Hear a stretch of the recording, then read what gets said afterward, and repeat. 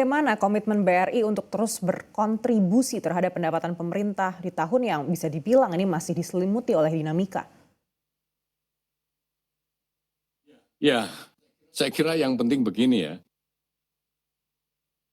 bagaimana kita tetap berkontribusi di dalam kondisi tekanan inflasi dan kemudian meskipun BI tidak mengambil langkah dengan menggunakan instrumen suku bunga acuan, tetapi BI juga melakukan managing market liquidity. Jadi market di pasar di manage oleh BI dan BI saya pikir cukup realistis karena melihat bahwa sebenarnya di pasar perbankan likuiditasnya cukup nggak sih? Gitu. Mari kita lihat bahwa LDR kita secara nasional berada di sekitar 81-82%, menunjukkan bahwa di pasar ada likuiditas yang cukup untuk menyalurkan kredit. Itu yang pertama. Ya. Dan kemudian yang berikutnya, kalau suku bunga naik nanti, ya, suku bunga naik, bagaimana? Tadi sudah kita jelaskan. Untuk menumbuhkan kredit ternyata yang paling penting adalah mendorong daya beli masyarakat dan konsumsi rumah tangga. Dengan demikian, maka kita akan optimis bisa mendorong pertumbuhan itu. Nah, sekarang bagaimana BRI sendiri?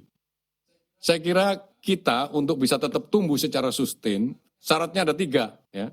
Yang pertama adalah kita punya target market yang jelas, dan target market itu sekaligus merupakan sumber pertumbuhan baru. Dan BRI dengan membentuk holding ultramikro, sebenarnya secara strategik berarti BRI sudah menetapkan ini loh sumber pertumbuhan baru kami di ultramikro. Itu syarat pertama, ada sumber pertumbuhan baru, ada target market yang jelas untuk tumbuh. Yang kedua syaratnya adalah punya kecukupan modal. Ya, punya kecukupan modal.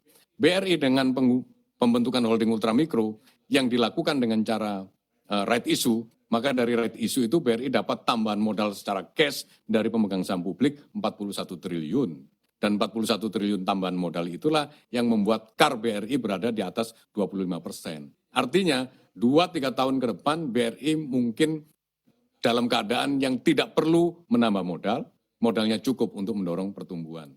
Karena CAR kita kan kalau kita jaga secara prudent di 16-18%, kita sekarang berada di 25%, artinya cukup untuk tumbuh 2-3 tahun ke depan. Maka isu permodalan menjadi bukan masalah bagi BRI untuk tumbuh. Dan yang terakhir syarat untuk tumbuh adalah likuiditas. Kalau likuiditas saya kira kita mengikuti dinamika pasar. Jadi 3 syarat pertumbuhan ya bagi bank terutama BRI. Pertama adalah jelas sumber pertumbuhan barunya itu kita definisikan di ultramikro.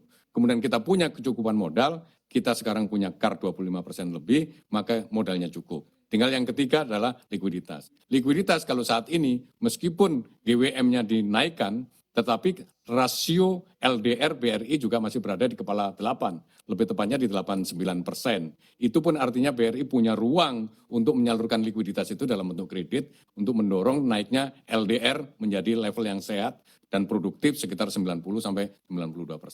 3 syarat terpenuhi untuk BRI tumbuh secara sustain. Baik, sekali lagi terima kasih waktu Anda bersama kami, Pak Sunarso, Direktur Utama Bank Rakyat Indonesia, telah berbincang dalam segmen Economic Update. Sukses dan sehat selalu untuk Bapak.